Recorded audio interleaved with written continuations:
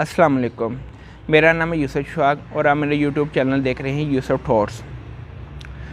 Last episode में मैंने आपको बताया था पाकिस्तान के करंट इकोनॉमिक क्राइसिस और Pakistan according to government figures. आज जो हम लोग बात करने लगे हैं उसमें मैंने जो अपना सर्वे किया, अपना जो रिसर्च की, अपनी जो लोगों से बात करके देखा, जो उनकी आम बंदे की जहनीत है, जो पॉलिटिकल पार्टीज़ की जहनीत है, जो इकोनॉमिस्ट की जहनीत है, जो इंडस्ट्रियलिस्ट की जहनीत है, वो इसको किस तरह बेहतर कर सकते हैं। तो उस सिलसिले में आज मैं सबसे पहले आपसे मैं बात करना चाहूँगा। सबसे पहले हम लोगों को अपनी एनर्जी की प्राइसेस को कंट्रोल करना पड़ेगा और उसके अंदर जो बढ़ता हुआ गर्दिशी गर्दा है उसको कंट्रोल करना पड़ेगा। उसको हम किस तरह कंट्रोल कर सकते हैं, उसके पास हमें किस तरह सद्भाव कर सकते हैं, सबसे पहले हम इसमें आते हैं। पाकिस्तान के इसका गर्दिशी कर्जा जो है बिजली के हवाले से वो है 2150 अरब रुपये, जो कि हम अपनी जो शहरों में जहाँ पे शुमाली पंजाब, जनूबी पंजाब,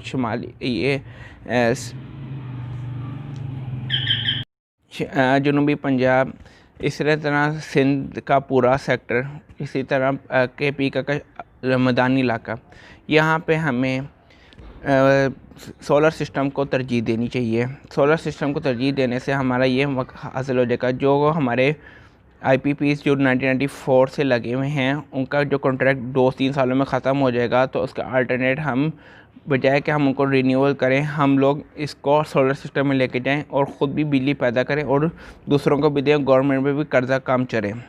दूसरा, हम लोग इसको गैस में शिफ्ट करें और तीसरा है कि जो लॉन्ग टर्म में जिसका भाषा और महमद डैम चल रहे हैं वो आज से 7-8 साल बाद बिजली देंगे, तो हमारी जो पावर कैपेसिटी वो इंक्रीज़ भी होगी और हमें सर्कुलर डेप्थ से निकलने में मदद भी मिलेगी। इसके लिए मेरी एडवाइस है वो है 2025 जून 2025 तक, जो 24-25 का जो ईयर एंड होगा उस तक जो मेजर कंपनीज़ हैं, मल्टीनेशनल कंपनीज़ हैं, जो लोकल बैंक्स हैं, मल्टीनेशनल बैंक्स हैं, गवर्नमेंट सेक्टर के जितने भी अदारे हैं, वो आहिस्ता आहिस्ता अपने अदारों में सोलर सिस्टम की तरफ जाएं। दूसरा कि हमें अपने मुल्क के रिजर्वायर की हिफाजत करनी पड़नी है। गैस की जो लोकल गैस है वो एक तखमीने के हिसाब से 15 साल की रह गई है। पाकिस्तान को फ़ौरन अपने लिए LNG को इंपोर्ट करके जो भी डूल करके करनी है वो करके, तो इनको फ़ौरन LNG को अपने पाइपलाइनों में शामिल करनी चाहिए ताकि पाकिस्तान की इंडस्ट्री चले तो आप एक्सपोर्ट के काबिल हो जाए। एक्सपोर्ट जब चलेगी तो हमारे पास डॉलर्स आएंगे और हमारे मुल्क में कर्जा जा ख़त्म होगा। दूसरा, हमारे पास जो मेजर चीज़ है वो है एग्रीकल्चर के लिए 5 साल पॉलिसी बनाई जाए, उसको हर साल हर 6 मंथ और साल बाद रिव्यू किया जाए। इस वक्त हमें चाहिए कि हमें कॉटन, वीट और शुगर केन के जो प्राइसेस है उसको रिविज़िट करना चाहिए और जो हमारी मेजर बल्क्स हैं उसको भी रिविज़िट करना चाहिए। उससे हमें ये हासिल होगा कि हम लोग कॉटन को नेक्स्ट ईयर टारगेटेड करेंगे, उसमें नए बीज का इजाफा करेंगे, उसमें स्प्रे का, और उसमें और लोगों को शऊर देंगे कि वो ज़्यादा से ज़्यादा इंटरेस्ट पैदा करें कि एक हमने कॉटन की ग्रोथ करनी है। तीसरी हमारे पास जो चीज़ आ रही है फ्रूट्स। पाकिस्तान चूँकि ज़रूरी मुल्क है, यहाँ पे अल्लाह का शुक्र है कि बहुत अच्छा मौसम रहता है, तो पाकिस्तान के जो मसनूआत हैं फ्रूट्स के हवाले से वो बहुत ज़्यादा मशहूर हैं दुनिया भर में, ख़ासुसन आम और माल्टा, क्योंकि इस विंटर का सीज़न आ रहा है। माल्टा जो सरगोदा की एक पहचान भी है, वहाँ से इनको चाहिए कि एक टेक्नोलॉजी की वजह से इनकी ग्रोथ ज़्यादा से ज़्यादा करें, स्प्रे करें, उनको पानी दें, उनको जो एक प्रोसीजर होता है उसमें ज़्यादा करें ताकि पाकिस्तान के जो लोग पाकिस्तानी फ्रूट्स को पसंद करते हैं वो ज़्यादा टेंडर करें और पाकिस्तान को अपनी लिए मार्केट, नई भी फ्रूट्स के लिए नई भी मार्केट अवेलेबल करनी पड़ेगी, जिससे पाकिस्तान की मार्केट ज़्यादा फैले और पाकिस्तान को जो डॉलर हैं वो ज़्यादा हैं। तीसरी चीज़ जो है पाकिस्तान की टैक्स कलेक्शन, उसको अंदर इजाफ़ा करें और ऐसी जगह पे टैक्स लगाया जाए जहाँ पे पहले टैक्स नहीं लगे हुए, और टैक्स भी इतने लगाया जाए ताकि लोगों को आराम से अवेलेबिलिटी दे सकें। बेजा तहाशा filer, non filer, tax, non tax 16%, 17%, 19%, इस रंग की बजाय एक टैक्स रिफॉर्म के तहत ही टैक्स लगाया जाए ताकि आवाम सारी आवाम को टैक्स देने की सहूलत हो। इस वक्त टैक्स की मुश्किलात की वजह से मेरा ख़्याल है कि बहुत ज़्यादा जो है ना लोग टैक्स नहीं देते कि वो, क्योंकि अगर वो FBR के दायरे में आ जाते हैं तो लोग समझते हैं कि हम लोग फंस जाएंगे, जो कि गलत सोच है। ये इस सोच को गवर्नमेंट ने ही दूर करवाना है। चौथी चीज़ जो हम लोग बहुत गौर तलब है कि पाकिस्तान में टैक्स चोरी बहुत होती है। इसमें हमारा कसूर हमारे अदारों का भी है और आवाम का भी है। अदारे अपना काम प्रॉपर नहीं करते, खाली FBR को ही रिफॉर्म करें और साथ साथ जो मिनिस्टर ऑफ इंडस्ट्री है, minister of chamber, minister of commerce, minister of commerce है, इनकी मदद चाहिए। इनकी मदद ही से FBR टारगेट अपना रख सकता है और अचीव कर सकते हैं। अनसक्सेसफुल टारगेट ना रखें, वही टारगेट रखें जो अचीव कर सकते हैं। इस तरह पाकिस्तान को कौमी ख़जाने में मेरे अपने अंदाजे से 1000-1500 अरब रुपये का इजाफ़ा होगा with the passage of time. नई इंडस्ट्री लगाएं, जो पुरानी इंडस्ट्री है उसको सहूलियतें दें, उसको जो टैक्स दे रहे हैं उनकी मशीनरी या उनकी कोई भी इंपोर्ट, उनकी एक्सपोर्ट के लिए कोई भी मदद चाहिए है वो गवर्नमेंट ख़ुद अपने ज़िम्मे ले। ऐसे खुलवाने में मदद दे, टैक्स में मदद दे, देर सवेर हो जाती कोई मदद दे, मतलब हर चीज़ में मदद दे। उनको सहूलत दे कि अगर आपने ये काम करना है तो आपको ये सहूलत मिलेगी। वो सहूलतें जब तक आप डिटरमिन नहीं करेंगे आपको कोई फ़ायदा नहीं होगा।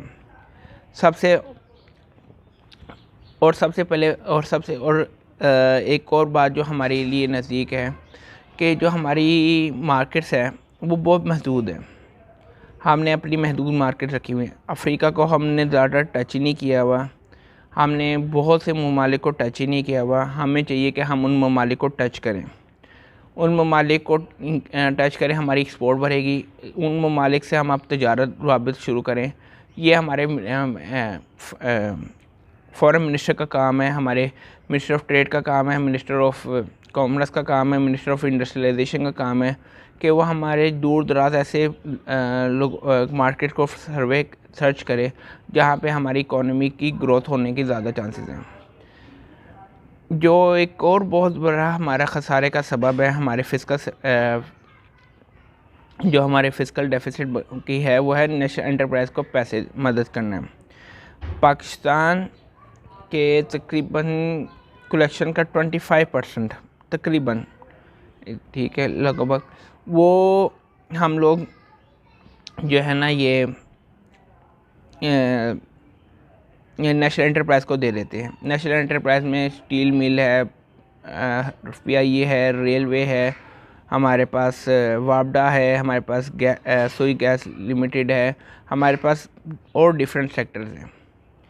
सबसे पहले हमें ये चाहिए कि हमें इनके 1100 का इनको आहिस्ता आहिस्ता कम अगले 3-4 सालों में ज़ीरो में लेके आने। वो हम प्राइवेटाइज़ के अलावा भी कर सकते हैं, जो मैं आपको हल देने लगा हूँ। जो हम वापडा वाले जो होते हैं 2-2, 3-3, 4-4, 5-5, 10-10 हज़ार यूनिट फ्री लेते हैं, तो जो तकरीबन अपने ये वापडा का SDO है वो तकरीबन 10-15 हज़ार साल का फ्री यूनिट्स लेते हैं, या जो एक मुलाजिम है वो 2500, 3000, 4000 फ्री यूनिट्स लेते हैं और उसकी भरपाई आम बंदा भरता है। तो उनको भी इतने ज़्यादा फ्री यूनिट्स देने की बजाय उनके यूनिट्स भी एक आम 1000-1500 तक के दरमियान रख दिए जाएँ साल के लिए। वो बेशक वो SG हो, बेशक वो एम्प्लॉय हो। इससे उनको ये फ़ायदा होगा कि कम से कम जो वापडा का रिकवरी है वो ज़्यादा से ज़्यादा होना शुरू हो जाएगी और जो सर्कुलर डेट है वो कम से कम होना शुरू हो जाएगा।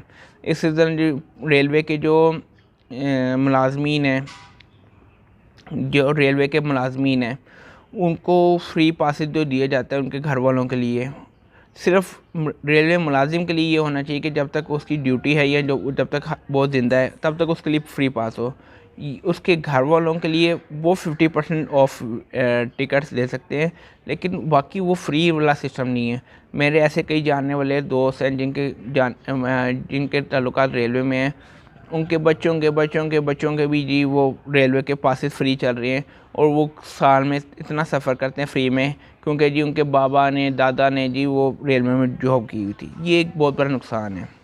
फिर गैस के महकमे में देख लें, फिर स्टील मिल के महकमे में देख लें, कोई भी महकमा आप उठा के देख लें, आपको ये नुकसानात के देखने पड़ेंगे। इसको जितना काम आप करेंगे, जितना आप रिड्यूस करेंगे, जितना आप वो करेंगे, वो अल्लाह ताला के हुक्म से बेहतरी हो जाएगी। और ये आप 1100 से कम करके आपका टारगेट होना चाहिए कि हज़ार जो 1000 बिलियन रुपीज़ है वो काम करके तो 100 अरब रुपए में अगले 2-3 सालों में कन्वर्ट कर सकते हैं। और इसके लिए कुछ ज़्यादा मुश्किल बात नहीं है। उसके लिए आपको सिर्फ एक काम करना पड़ना है कि आपको एक लेजिस्लेशन अपने लिए अप्रूव करानी पड़ेगी असम्बली से कि हम ये करने लगे हैं। और ये कोई भी अदारा अगर कुछ चीज़ से चाहेंगे, ज़ाहिर बात है प्राइवेटाइज नहीं करने दे रहे, तो आप इस तरह काम कर लें, वो उससे बहुत बेहतरी हल हो जाएगी।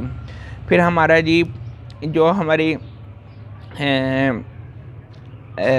रुपीज़ के अंदर है वो वैल्यू स्टेबल अगले 1 साल के लिए स्टेबल रख दी जाए। जब अगले साल के लिए 1 साल के लिए स्टेबल रखी जाएगी तो वो वैल्यू हमारे कल को काम आएगी स्टेबल करने के बाद, कि हमारी इंपोर्टर को भी पता होगा हमने कितने रुपीज़ में इंपोर्ट करना है डॉलर, और एक्सपोर्टर को भी पता होगा कि हमने इतना एक्सपोर्ट किया, और गवर्नमेंट को भी पता चला होगा कि ठीक है कि हमने इतने इंपोर्ट किए इतना एक्सपोर्ट। क्योंकि आज अगर हम इंपोर्ट करते हैं 160 रुपीज़ में, या एक्सपोर्ट करते हैं, कल को 170 हो जाए 150 हो जाए, तो हमारे जो ट्रेडर है उसके लिए मुश्किल हो जाती है, इंपोर्टर है उसके लिए मुश्किल हो जाती है, एक्सपोर्टर उसके लिए भी मुश्किल हो जाती है, क्योंकि उसको पता नहीं चलता कि उसने बनाया कितने में, उसको नुकसान हो रहा है क्या फ़ायदा, एक लेवल सर्टेन रहते हैं। फिर हमें सबसे ज़्यादा जो कोशिश करनी चाहिए वो है कि वाटर रिजर्वायर्स को और जो हमारे रिजर्वायर्स को वो इंक्रीज़ करना चाहिए। वो हमें किसी तरह भी किसी भी मौके पर जाके जैसे अब मोहम्मद डैम, भाषा डैम, इनको बनाने के बाद बंद नहीं करना। छोटे छोटे रिजर्वायर्स सिंध में, सूबा सरहद में, KPK में, सूबा बलूचिस्तान में, पंजाब में जगह जगह बनाने चाहिए, क्योंकि इस वक्त जो मौसमाती तब्दीली आ रही है इसमें कभी बारिशें ज़्यादा हो जाती है, कभी कम हो जाती हैं। इन चीज़ों से बचने के लिए अल्लाह ताला के हजूर दुआ मांगते हैं कि अल्लाह ताला नहीं ये ज़्यादा इन मामला से बचने के लिए जो हमें नुकसानात होते हैं कि कभी बारिश ज़्यादा होगी कभी कम होगी, जब बारिश से ज़्यादा हो तो हम उस वाटर को स्टोर कर सकें। इससे अगर बारिश नहीं होती खुदा न खास्ता, तो हम लोग वो पानी यूटिलाइज़ कर सकते हैं अपनी एग्रीकल्चर प्रोडक्ट को बनाने के लिए। इसी तरह हमें एक और जो सबसे ज़्यादा ज़रूरी है, जो हमें अपने मुल्क के लिए इस्लाह करने की ज़रूरत है, वो जो बेनज़ीर इनकम सपोर्ट फंड और एहसास जो प्रोग्राम है उसमें जो हमारे लिए मुश्किलात उसका ज़ाले के लिए 200 अरब रुपये हमने तकरीबन रखा हुआ है अपने गरीब पॉवर्टी लाइन के नीचे जो लोग रहते हैं उनके लिए, और जो तकरीबन हर साल ही यूटिलाइज़ हो जाता है, कभी नहीं भी होता, कभी हो भी जाता है, कभी ज़्यादा भी ज़रूरत पड़ जाती है। उसका हल मैंने जो सोचा है कि आप लोग जो लोग पॉवर्टी लाइन में रहते हैं, सबसे पहले उस घर का दोबारा सर्वे किया जाए। सर्वे करके देखा जाए कि उस घर में मर्द या औरत ऐसी है जो काम कर सकती है, किस तरह का काम कर सकती है। अगर मर्द है वो इलेक्ट्रीशियन, प्लम्बर, मैकेनिक, मजदूरी क्या कर सकता है, उसके लिए ट्रेनिंग क्या ज़रूरत है, वो गाड़ी का मेंटेनेंस कर सकता है, वो पढ़ने का शौक़ रखता है, वो किस तरह का रख सकता है, उधर क्या तरजीहात हैं। इसी तरह आप देखें कि अगर घर की ख़वातीन हैं वो सिलाई जानती हैं, वो दूसरी चीज़ें जानती हैं, उनको वो चीज़ें प्रोवाइड की जाएँ ताकि वो अपनी इनकम कमाएँ और पाकिस्तानी ख़जाने में अपना इजाफ़ा करें, बजाय हम लोग उनको पैसे दें, वो ख़ुद पैसा कमा के पाकिस्तान गवर्नमेंट को पैसा दें। ठीक है, नए शहर आबाद करें, नई डेवलपमेंट करें, नई जो शहर आबाद ऑलरेडी हो चुके हैं वो वहाँ पे बस आप कट ऑफ कर दें, वहाँ पे नई जो गवर्नमेंट ऑफ पाकिस्तान है, government of Punjab, Sindh, Balochistan, KPK, Azad Kashmir, Gilgit Baltistan, उनको नए शहर आबाद करने की तरफ ज़्यादा जाना चाहिए, और जो आबाद है उस पर बोझ कम डालना चाहिए। फिर हमें ये भी करना चाहिए कि हम ऐसी चीज़ों के ऊपर टेक्नोलॉजी सर्च करें कि हम लोगों की एक्सपोर्ट ज़्यादा इंक्रीज़ हो। पिछले दिनों में इंडिया ने बहुत ज़्यादा अपनी पिछले 10 ईयर्स में इंडिया ने बहुत ज़्यादा अपनी सर्विसेज जो है ना सॉफ्टवेयर में इंक्रीज़ की है, आईटी टेक्नोलॉजी भी, और बेंगलोर में एक पूरा आईटी सिटी कहा जाता है इंडिया का। इसी तरह पाकिस्तान के अंदर पिछले 2 सालों में फ्रीलांसिंग का इस तरह की शुमार ज़्यादा शुरू हुआ, जो लोग आईटी टेक्नोलॉजी से काम कर रहे हैं। मैं ये चाह रहा हूँ कि पाकिस्तान को हर सेक्टर में आईटी की ज़रूरत पड़नी चाहिए, छोटी मोटी चीज़ों के लिए नहीं, हर लेवल के लिए। अपनी गाड़ी तैयार करें, अपनी रेलवे तैयार करें, अपने ही कोई प्रोग्राम ऐसे तैयार करें जो दुनिया भर में ख़रीदे जाएँ और पाकिस्तान इनसे अच्छा खासा रेवेन्यू जनरेट कर सके। पाकिस्तान के लिए सबसे ज़्यादा ज़रूरी है पॉलिटिकल स्टेबिलिटी। गवर्नमेंट और अपोजिशन को मिलके चाहिए कि पाकिस्तान के अंदर एक नेशनल इकोनॉमिक फॉर्म बनाया जाए जिसके अंदर हर पार्टी के साइन हो और अगले 20 साल 25 साल के लिए टारगेटेड साइन हो। ये ना कि पिछली गवर्नमेंट के जो भी टारगेट है वो अगली गवर्नमेंट आके चेंज करे, इस गवर्नमेंट के जो भी है वो अगली गवर्नमेंट आके चेंज करे, उससे अगली, इस तरह नहीं। प्रायोरिटी रखें कि ये हमने करना है, ये हमने कर सकते हैं, ये इस तरह हमारा बजट आएगा, ये हमने डेवलपमेंट बजट करना है, ये हमने इसको बचाना है, यहाँ पे हमने ये नहीं, अपनी प्रायोरिटी सेट करें। एक और जो चीज़ हम लोगों ने मिसिंग की है वो इस वीडियो में जो हमारी गवर्नमेंट सेक्टर में मैंने ये ज़्यादा देखा है वो है प्रायोरिटी फैक्टर। प्रायोरिटी की समझ ही नहीं आती कि किस बात से हम लोग को हमें मेन फोकस करनी चाहिए, कहाँ पे हमारा रेवेन्यू जनरेट करना चाहिए, कहाँ पे हमने किसको टर्न एंड ट्विस्ट करने के हमारी इकोनॉमी बेहतर हो। तो मेरे हिसाब से वो ये है कि हमें प्रायोरिटी अपनी लिस्ट डिफ़ाइन करनी चाहिए before every budget, after every quarter. Current जो दुनिया के हालात चल रहे हैं इस वक्त, जो इंडिया और चाइना के दरमियान मसले चल रहे हैं, इस तरह अभी शुक्र अल्हम्दुलिल्लाह कि आर्मीनिया और अज़रबैजान के दरमियान सुलह हो गई है, लेकिन चाइना और अमेरिका की थोड़ी सी जो कॉन्फ्लिक्ट चल रही है इकोनॉमिकली, हमें अपने आप को स्टेबल इकोनॉमिक ग्रोथ देनी पड़ेगी ताकि हमारा जो कल को कोई भी दुनिया भर में हालात हो हम लोग अपने आप को स्टेबल कर सकें। हम लोग सर्जिकल आइटम में भी अपनी सर्विसेज दे सकते हैं जो वो बहुत ज़्यादा पाकिस्तान में सियालकोट सेक्टर में बनती है, वो हम लोग एक्सपोर्ट कर सकते हैं। हम लोग लेदर का काम एक्सपोर्ट कर सकते हैं, लेदर बनवा के। लेदर की इस वक्त सिर्फ गवर्नमेंट को ये कि लेदर जो कि चमड़ा एक वक्त में पाकिस्तान के मशहूर होता था, चमड़े की मसनूआत जो हैं वो एक्सपोर्ट की जा सकती हैं उसमें से गवर्नमेंट को चाहिए अगले 5 ईयर्स के लिए उनको रिबेट दिया जाए कि हमने ये जो हम लोग ये जो लोग भी लेदर की मसनूआत बनाएं वो उनको रियायत हासिल होगी। और बाकी चीज़ें देखें कि पाकिस्तान में जहाँ पे भी रिफ़ॉर्म की ज़रूरत होगी वक्त के साथ साथ वहाँ पे रिफ़ॉर्म करें। सबसे पहले 2 काम ज़रूर करें कि अपनी डायरेक्शन दुरुस्त करें, अपने अंदर हमारे मुल्क के अंदर पॉलिटिकल स्टेबिलिटी लेके आएँ और अपने अवाम को जो तरजीहात में है उसमें इजाफ़ा करें। इंशाअल्लाह मेरे अल्लाह के से उम्मीद है कि आने वाले 5-6 सालों में बेशक ये गवर्नमेंट करे, बेशक अगली गवर्नमेंट करे, बेशक उससे अगली गवर्नमेंट करे, बेशक कोई भी करे, हम अगर इस स्टेप को फॉलो करके चलेंगे तो आने वाले 2026-27 तक हम लोग अपने आप को कर्ज़ों से काफ़ी हद तक निकाल चुके होंगे।